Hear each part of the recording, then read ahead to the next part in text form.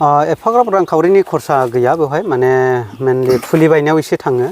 नोंहा फुलि बायनायाव एसे थांगोन माने बियो एसे कस्टलि फुलिया फांसेयावहाय बिदिनो 50 मबा 60 माने मासजों लानानै जायो नालाय नों माने एफाग्राब हाइखौ दासान माने एसे गाहायनिफ्रायनो साननानै माने फुलिफ्राखौबो एसे मबेया गायजागोन माने 50 फोरनिफ्रायनो 50 रुपिसफोरनिफ्रायनो गायजायो आरो बियो जथेस्थ' आराम बेनो थांखायो बेखौ लानानै माने बाजेट बिदिनो 8000 सो माबानानै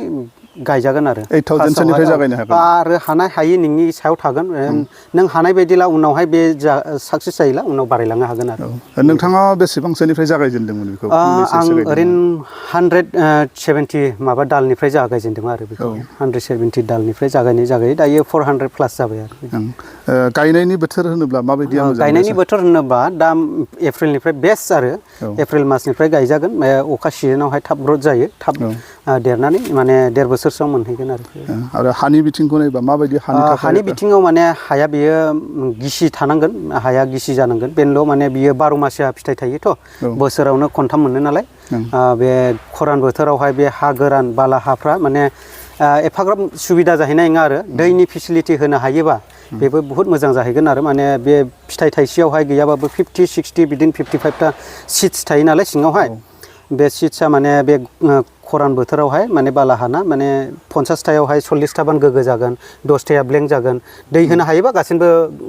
अके आरोखि माने गासिबो मोजां जागोन जखानि बिथिङाव बेसेबांसो जखानि बिथिङाव होनोला गय बागानाव एसे डिस्टार्ब जायो माने बेखौ इन्टारक्रपिं आबाद नालाय बियो माने राबार बारि सिङाव गय बागान सिङाव ओमफ्राय थालिर बागान सिङाव बिदिनो नारेंखल बागान सिङाव गायो आरो बेखौहाय माने जोंनियावहाय गय बागान बांसिन नालाय गय बागानाव गायनाय जायो आरो बिनि थाखाय माने गय खानो सुबिदा खालामोला माने 14/14 आ आंनि थाखाय बेस्ट आं सानो आरोखि 14 फिट्स 14 फिटफ्रा आरो बेखौ गाव हारसिङै लांदां जायगायाव गायजाया नामा लांदां जायगायावबो गायजायो बेनोल' एसे वेट खालामनांगौ जायो आरो माने 6 इयार 5 इयार्सआ एसे नेनांगौ जायो आरो लांदां जायगायावबा साइदुं नांनानै माने गोजा जानानै देखुवा जायो आरो ओमफ्राय बेबायदि सायहा गय बागान सिङावबा बिदिनो 1.5 इयारावनो मोनगोन आरो फिथाइखौहाय सर्ट टाइमावनो मोनगोन आरो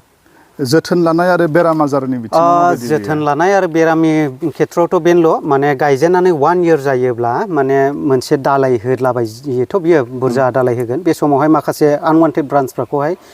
गारना होग्रोनांगोन होमबासो बियो बिबार हमनो नाजाग्रोगोन बेबायदि आरोखि माने ओमफ्राय बोसोराव खनसेल'सो माने आं सानो आरो बोसोराव खनसेल' बिनि माबाया आरोखि खस्थ'आ माने सेप्तेम्बर आगष्ट बेयावहाय माने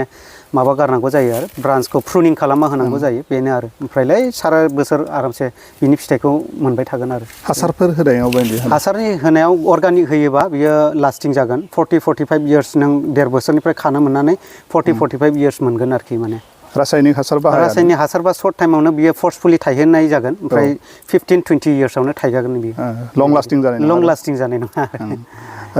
दानिया मुलाम्फानि बिथिङाव फैयोब्ला माबायदि जेनेबा फांसे बिफांनिफ्राय जोङो माबायदि मुलाम्फा मोननो हागौ फांसे बिफांनिफ्राय होनोबा गायजेननायावहाय बिदिनो बारा मोननाय नङा 7 केजि बिदिनो 6 केजि मोनगोन गायजेननायनिफ्राय बेसेबां समनि उनाव थायो 1.5-2 बोसोर 1.5-2 बोसोराव थायथारगोन आरो ओमफ्राय बे समावहाय माने 7 केजि बिदिनो 5 केजि मोनगोन आरो 3 टाइम्सआवहाय ओमफ्राय उनाव बारायलाङै एट प्रेजेन्ट आङो माने 30-35 केजि मोनो आरो बिफां फांसेयाव दायो बिफां फांसेयाव बोसोराव खनबेसे फिथाइ होयो बियो बोसोराव 3 टाइम्स होयो आरो 4 मान्थ जों मोनगोन आरो माने बेबायदि ओमफ्राय बे मार्केटनि बिथिङाव माबायदि मार्केटनि बिथिङाव दा जोंनि माबायावथ' चिरां ओमफ्राय बे क'क्राझार सिन्था गैला आरो माने बेफारिफ्रानो फैखायो न' फैनानै लांफैयो आरो दाथ' आंनाव स्टक जायो आरो ओरै उदालगुरि ओरै